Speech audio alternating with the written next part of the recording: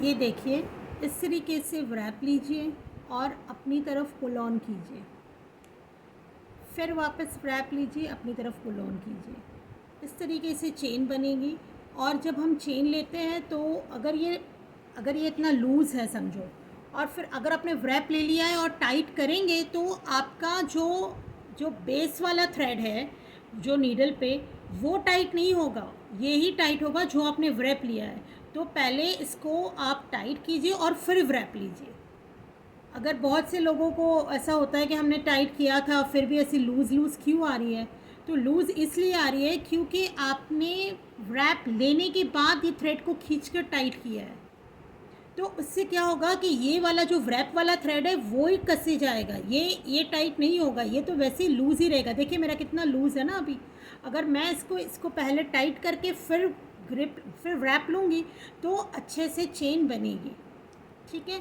और एक टिप है जो आप इस चीज़ का ख्याल रखिए जब हम चेन लेते हैं। अब लेते लेते क्या होता है कि हमको थोड़ा ये लूज़ वाला हिस्सा है ना, तो हम क्या कर लेते हैं, लेते लेते ऐसे खींचते हैं इस तरीके से। ऐसे खींचने से क्या होता है कि हमारी जो लास्ट वाली चेन है उसके शेप बिगड़ जाता है। और जब उसके ऊपर हम कोई स्टिच डालते हैं अगर हम ये चेन पे, तो हमको यहाँ कन्फ्यूजन होता है कि यहाँ कोई चेन नहीं और हम उसको मिस आउट कर लेते हैं। ये चीज़ का जो रियलाइज़ है ना वो आगे आपको जब आप स्टिचेस बनाएंगे उसमें आपको होगा कि ये जो मैं बता रही थी मिस होने की बात, वो मिस कर जाते हैं। ठीक है, क्योंकि हम बिगनर्स हैं, हम अंदाज़ा नहीं लगा सकते इस चीज़ का। अब अगर हमको समझो ये लूज़ है और टाइट करना है तो इस फिंगर को पीछे कीजिए, लूज़ करना है तो इसको आगे कीजिए, पर इसको इस तरीके से टाइट मत कीजिए। ठीक है। अब ये देखिए वापस इसको थोड़ा मुझे जितना चाहिए था उतना टाइट किया, ग्रिप दिया, रैप लिया, इसको अपनी तरफ खींचा, फिर एक रैप लिया, फिर अपनी तरफ खींचा। ठीक है। अब हम ये चेन तो सीख ली। अब उसके बाद मैं आपको सेकंड स्टिच बताऊंगी। अब हमने चेन सीख ली, अब सेकंड स्टिच है एससी। ठीक है। एससी की साइन दो तरीके से होती है, कहीं कोई डायग्राम्स में ऐसे प्लस भी बना हुआ होता है और कोई डायग्राम्स में एक्स भी बना हुआ होता है। तो आप कंफ्यूज मत होना कि ये कौन सी स्टिच है। ये इसको भी एससी कहते हैं और इसको भी हम एससी कहते हैं। अब एससी का फुल फॉर्म है सिंगल क्रोशेट। ठीक है। तो इन दोनों स्टिचेस अगर डायग्राम में हो तो आप प्लीज़ कंफ्यूज मत होना। अब हम सीखेंगे कि सिंगल क्रोशेट कैसा लेते हैं। अब एक बात का ध्यान रखिए, जब हम चेन लेते हैं तो हमको चेन के अंदर कितने पार्ट्स दिखते हैं, कितने थ्रेड्स होते हैं। एक चेन में 3 होते हैं, थ्रेड्स 3 होते हैं, ये अपर वाला, मिडिल वाला, लोअर वाला, 1 2 एंड 3 थ्रेड्स। ठीक है। एक बार मैं फिर गौर से दिखाती हूँ नज़दीक करके, ये 1 2 और 3। ठीक है। और लूज़ थोड़ा लूँ तो शायद आपको दिख जाए। देखिए एक चेन में 3 थ्रेड्स होते हैं। ठीक है। एक ये ऊपर वाला, बीच वाला, नीचे वाला। लेकिन हम जब एससी डालेंगे तो हम एससी ऐसे नीचे डालेंगे। और एक बात ये भी ध्यान रखिए, जब हम एससी लेते हैं, ये देखिए ये हमारी चेन है। ठीक है।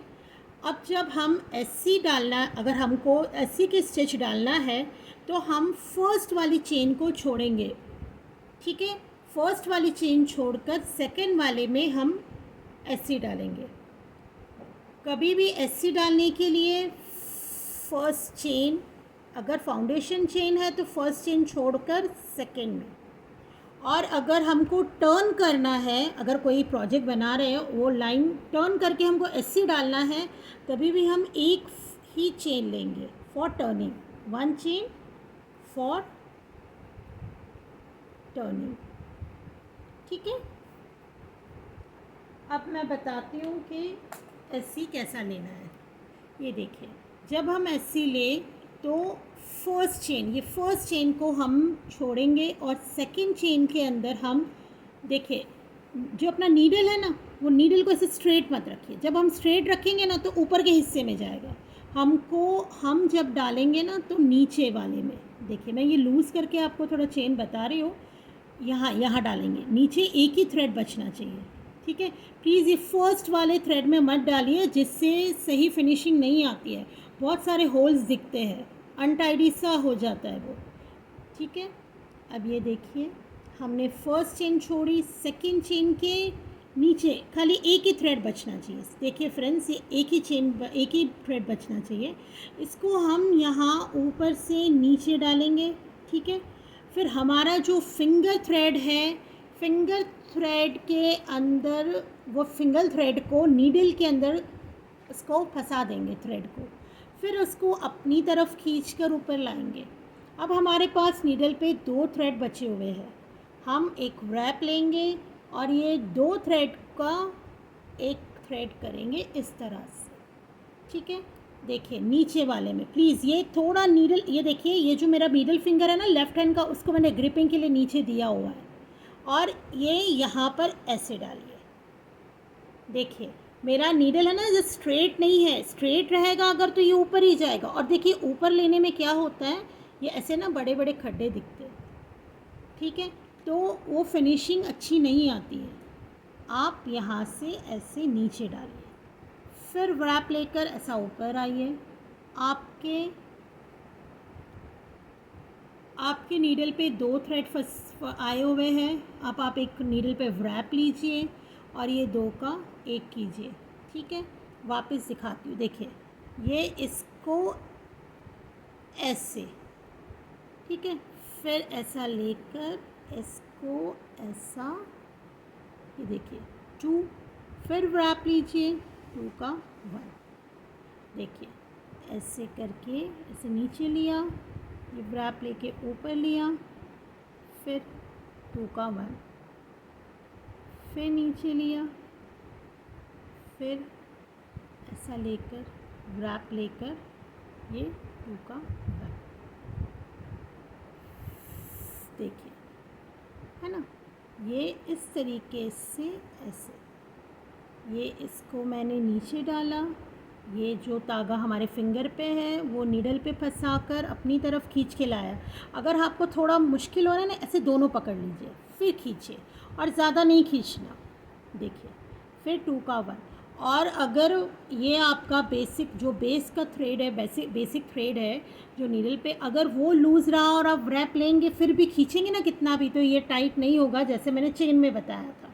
तो प्लीज़ इसको पहले टाइट कीजिए, जितनी ज़रूरत है उतना ही लूज़ रखिए कि आपका नीडल ऐसे घूमना चाहिए, ऊपर नीचे होना चाहिए। रैप लीजिए, फिर उसके बाजू में देखिए हर किसी में डाल रही हूँ मैं, बीच छोड़ नहीं रही हूँ, ठीक है। ये ऐसा डाला मैंने, सॉरी वो पहले एक रैप ले लिया था इसलिए मैंने वापस खोला हुआ है।